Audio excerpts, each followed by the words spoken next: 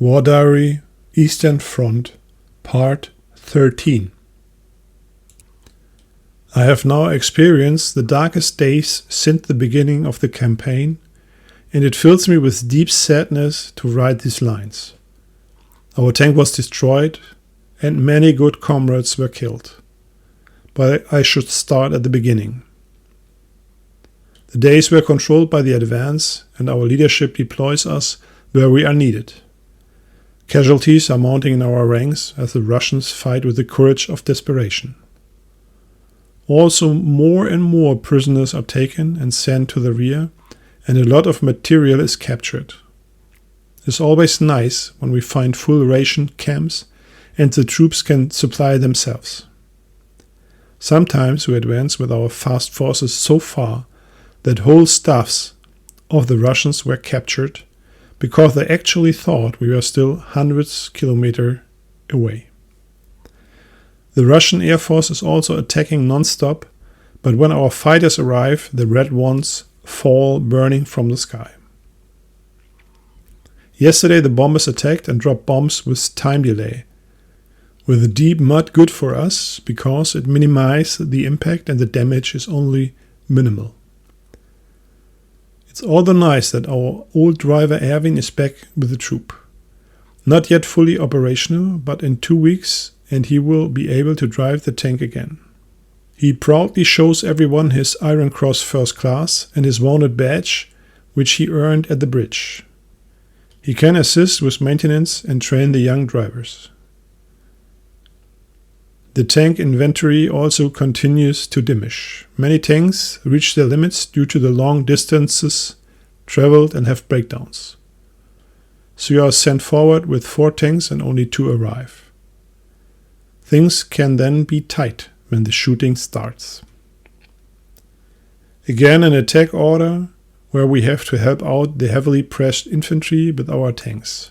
On the way, an officer standing on the lead tank and observing the foreground with binoculars is fatally shot by a sniper. Again a good man gone, but there, in the east, one must be reckoned that anything could happen. From our start position we move against the village. Mortar shells land around us and occasionally we get anti-tank fire.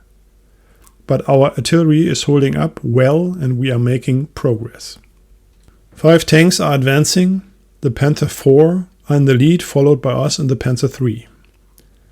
Now the anti-tank fire becomes stronger and the Panther IV gets its track shot off. Nevertheless, he continues to shoot at recognized targets as 2 men jump out into the inferno next to the tank to put the track back on. We cannot continue to provide cover as we have to advance faster.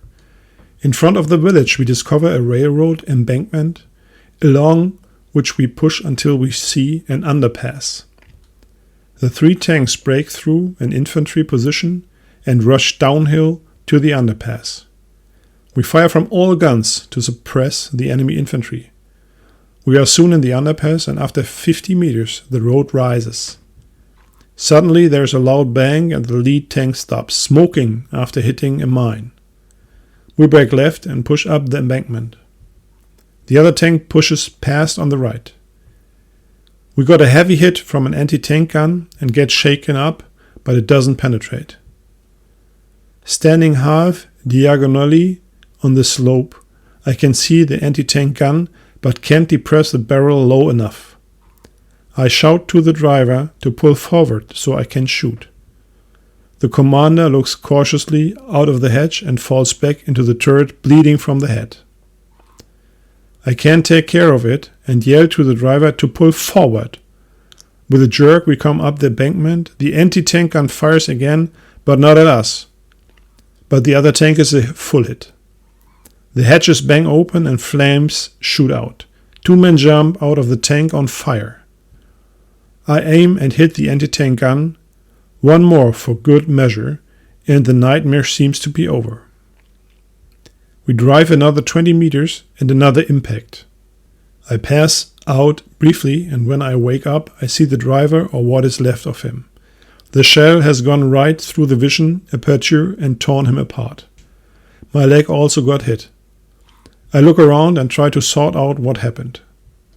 The tank is not on fire yet, but we have to get out. The radio operator is also unconscious. I try to push the commander out of the hatch. He falls backward onto the engine cover.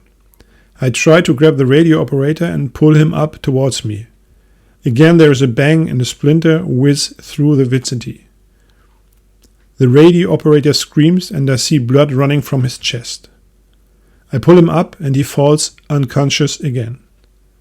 The gunner comes up out of the dark, covered in blood, and looks at me. I tell him to come out. He tries to reach up, but his hand is shot off. Blood sprays towards me. I take his other hand and help him up. As he comes out of the hatch, his head hit full on by a machine gun round. His brains splat on my face. No time to mourn. The radio operator still has to get out.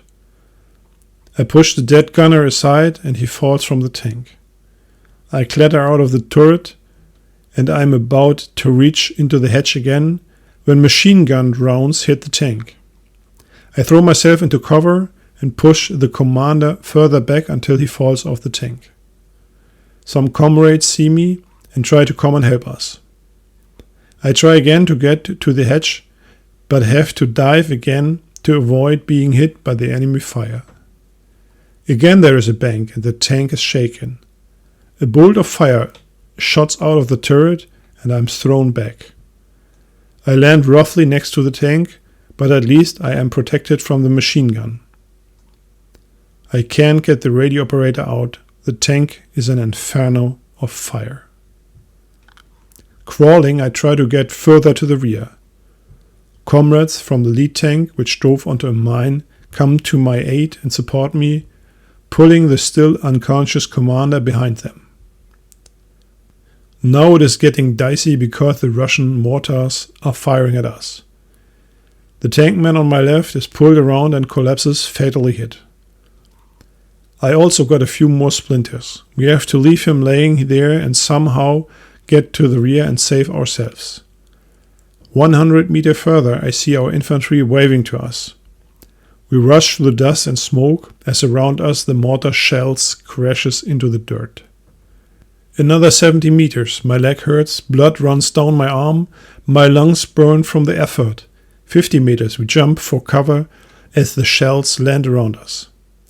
Up and another 20 meters, and with lungs pumping, we finally lie in the ditch alongside our comrades. My commander and I have made it this far. I check his pulse and a medic comes crawling up. Now I see the furrow on the commander's head.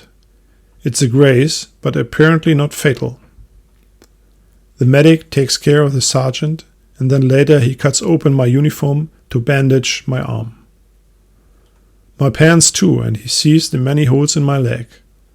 Without thinking, he takes his pliers and starts to pull the splinters out of the wounds.